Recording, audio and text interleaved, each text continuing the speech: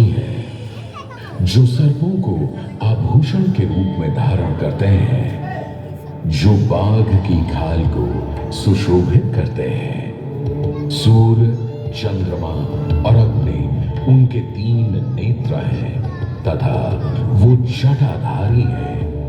पाश, अंकुश और त्रिशूलधारी हैं। वे अपने सभी भक्तों को आशीर्वाद देकर उन्हें भय से सुरक्षा प्रदान करते हैं। ब्रह्मांड के स्वामी एवं वाराणसी के भगवान श्री विश्वनाथ की हम वंदना करते हैं। मैं आदि नगरी काशी हूं, वही काशी जो स्वयं भगवान शिव के त्रिशूल पर विद्यमान है। सृष्टि के प्रारंभ में महादेव ने जब पृथ्वी पर अपनी दृष्टि डाली तो उन्हें एक भाग चमकता हुआ प्रतीत हुआ। उसी भाग को भगवान शिव ने काशी का नाम दिया। कालांतर में गंगा नदी के तट पर बसी इस काशी नगरी में समय समय पर अनेकों घाट विकसित हुए, जहां श्रद्धालु आकर पूजा अर्चना एवं स्नान किया करते थे।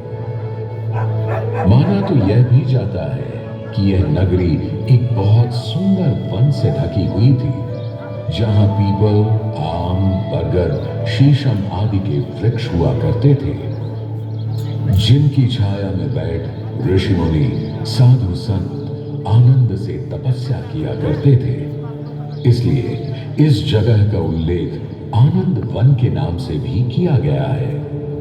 जितनी पुरानी काशी नगरी है, उतना ही पुराना यहाँ का काशी विश्वनाथ मंदिर भी है। भगवान शिव को विश्वेश्वर, विश्वनाथ आदि नामों से भी संबोधित किया जाता है, जिनका अर्थ है संपूर्ण विश्व के स्वामी। किंवदंतियों की माने तो सृष्टि के आदि में जब भगवान शिव एवं मां पार्वती पृथ्वी का भ्रमण कर रहे थे, उन्हें यह स्थान बहुत प्रिय लगा। तब मां पार्वती को यहाँ कुछ समय रुकने की इच्छा हुई, तो भगवान शिव अपने लिंग रूप में यहीं स्थापित हो गए। तभी से 12 ज्योतिर्लिंगों में इस मंदिर को विश्वेश्वर मंदिर के नाम से भी जाना जाने लगा, जहां भगवान शिव और माता पार्वती सदैव वास करते हैं।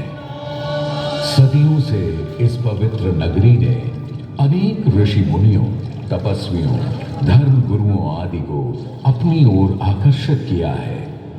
आदि शंकराचार्य एवं मंडन मिश्र ने इसी मंदिर के प्रांगण में बहुत समय व्यतीत किया। समय बदला, दौर बदला। भारत के स्वर्णिम काल पर विदेशी आक्रांताओं की नजर पड़ी, जिसे वे लूटने एवं सनातन संस्कृति को नष्ट करने के उद्देश्य से यहाँ आए। जब प्रथम बार गौरी ने आक्रमण किया, तब पृथ्वीराज चौहान ने उसे बुरी तरह पराजित किया था। अंत में उसने क्षमा मांगी और वचन दिया कि ऐसी गलती दोबारा कभी नहीं होगी। अतः पृथ्वीराज चौहान ने उसे छोड़ दिया। संभवतः यह एक दुर्भाग्यपूर्ण निर्णय था, क्योंकि अंततः गौरी ने पृथ्वीराज चौहान को धोखे से हराया।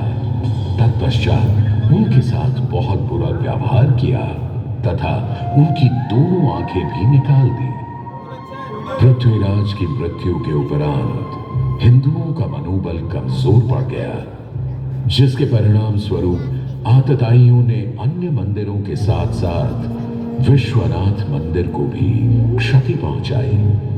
यह ऐसा काला दौर था जिसके स्मरण करने मात्र से आंखें नम पड़ जाती हैं।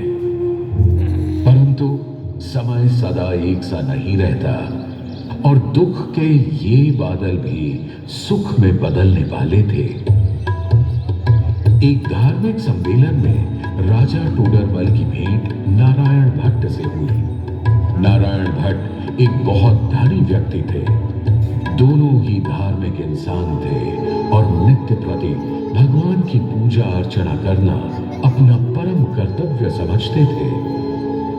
दोनों ने काशी विश्वनाथ के इस पावन मंदिर का जीर्णोद्धार करवाया और वीरान पड़े खंडहरों में एक नई जान डाल दी।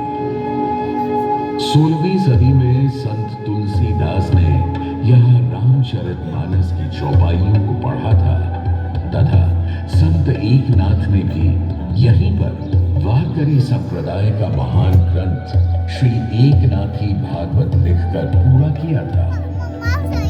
लगभग 17वीं शताब्दी के मध्य में मराठा शासक मल्हार राव होलकर ने काशी विश्वनाथ मंदिर के पुनर्निर्माण की योजना बनाई। ये कार्य वे तो नहीं कर पाए, परंतु उनकी पुत्रवधू अहिल्याबाई होलकर जी ने इसे सन 1776 से 1778 के बीच पूरा किया। वर्तमान काशी विश्वनाथ मंदिर निर्माण का श्रेय अहिल्याबाई होलकर जी को ही जाता है।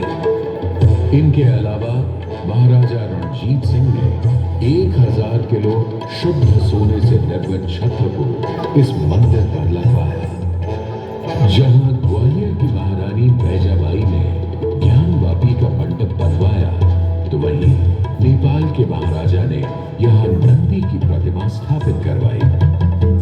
सनातन संस्कृति को सुरक्षित रखने के लिए जिससे जो बन सका उसने वैसा किया और वर्तमान में भी यह क्रम देखने को मिल रहा है।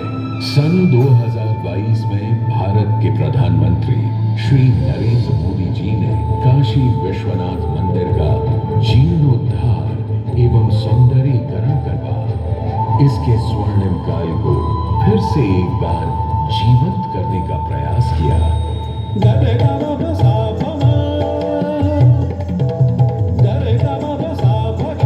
भगवान शिव को समर्पित काशी विश्वनाथ का यह पावन मंदिर सदियों से करोड़ों श्रद्धालुओं का प्रेरणा स्रोत रहा है